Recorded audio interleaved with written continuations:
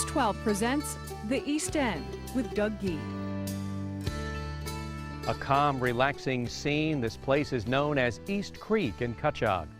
Hello again, I'm Doug Geed. Welcome to another edition of The East End here on News 12 Long Island.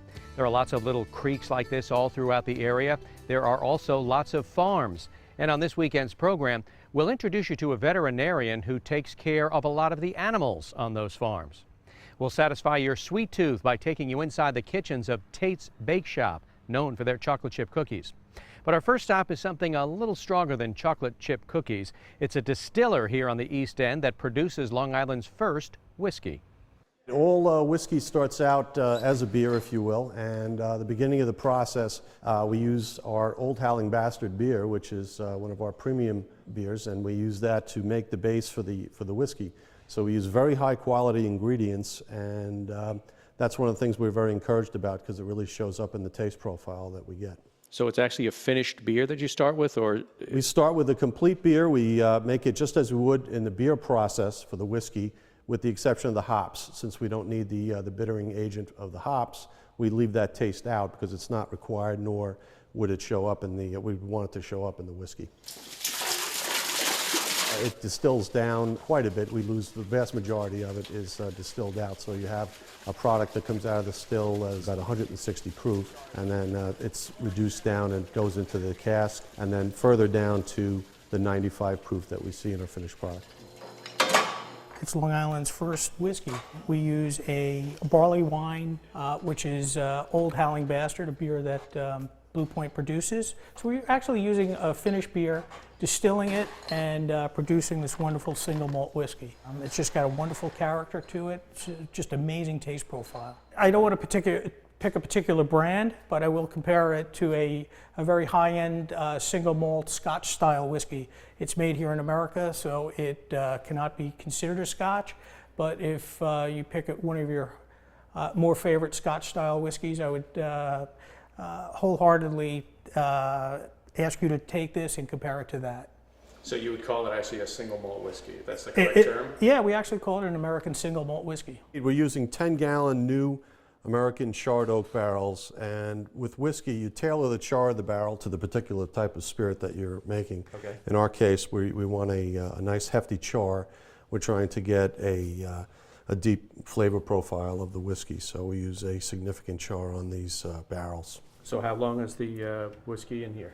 We're going to be here for just under a year, and the smaller barrel enables us to increase the surface area that the whiskey sees within the barrel, so that the maturation. The wood right. So when the larger the barrel, the smaller the surface area for each individual bit of whiskey. So we move the process forward by a ratio of about 5-to-1 by having a smaller barrel. So you spend more money on the cooperage up front, but it enables you to move into the industry and move the flavors forward a little faster. And interesting, you said you use these once and that's it. That's it, not for this product, right? There are other uses for them, but not for the whiskey. The whiskey must go into a new American oak barrel by law. When you see this color, Rich, are what tells you that it's good? Are you happy with the way it looks? This is exactly what we're looking for. One of the fun things about producing this product has been we get to sample it with our partners at Blue Point usually every few weeks. It's a bit more than just the color, it's the flavor profile we're also looking for. Coloration actually happens fairly fast in this process because you'll get the color from the barrels within several months. It's really more the taste profile we're looking for. It matures, it lengthens on the finish, and has a proper amount of heat. It's just got an incredible character, and as you can tell, the aromatic here is just amazing. If you're just standing here, I feel like I shouldn't drive. Yeah, it's great. It really, really is phenomenal. What was the reaction when you first started telling people this, that you're making your own whiskey? They're at it again, one of those sort of things. But I think that a lot of the beer people are also whiskey people. It seems to go together.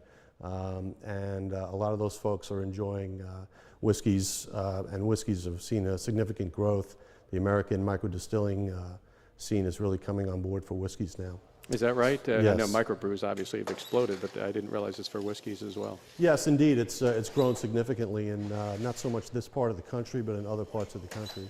and the overall market is growing as well. So we hope to join that market, and we've gotten a great reaction to our products so far. It's taken on its own little cult following, and I've done a couple of tastings, and it's just amazing the response we get. People are just blown away at the taste. They're interested from the curiosity factor, and then they are just blown away by the quality.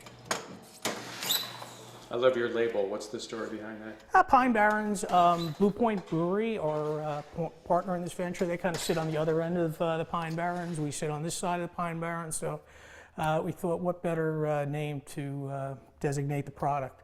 Thought it was kind of cool, and just wanted to talk a bit about the terroir of the area that we're producing it in, and give it some local designation. For information about Pine Barrens whiskey, you can call 631-630-9322. You can also go to the Long Island Spirits website, lispirits.com, or go to our website, news12.com, click on Features, then East End. We're using 10-gallon new American charred oak barrels. Nick Burford's company is known for its beer, the microbrewer Blue Point Brewing Company, but they're now trying something new. Whiskey. All whiskey starts out as a beer, if you will, and the beginning of the process, we use our Old Howling Bastard beer, which is one of our premium beers, and we use that to make the base for the whiskey. The beer is then distilled, blended, then stored in these oak barrels for about a year before it's ready to be bottled. This is exactly what we're looking for: the taste profile, the color, and the aromatic. Rich Stabile, owner of Long Island Spirits in Bating Hollow, which makes vodka out of locally grown potatoes, partnered with Blue Point to make what is Long Island's first whiskey. I don't want to pick a particular brand, but I will compare it to a very high-end single malt Scotch-style whiskey. It's made here in America, so it cannot be considered a Scotch. We actually call it an American single malt whiskey.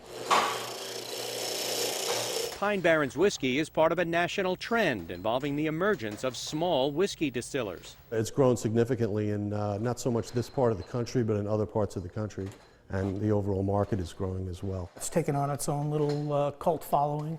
They're interested from the curiosity factor, and then they are just blown away by the quality. A brand new product that's already found a spot for itself. In Bating Hollow, Doug Geed, News 12 Long Island.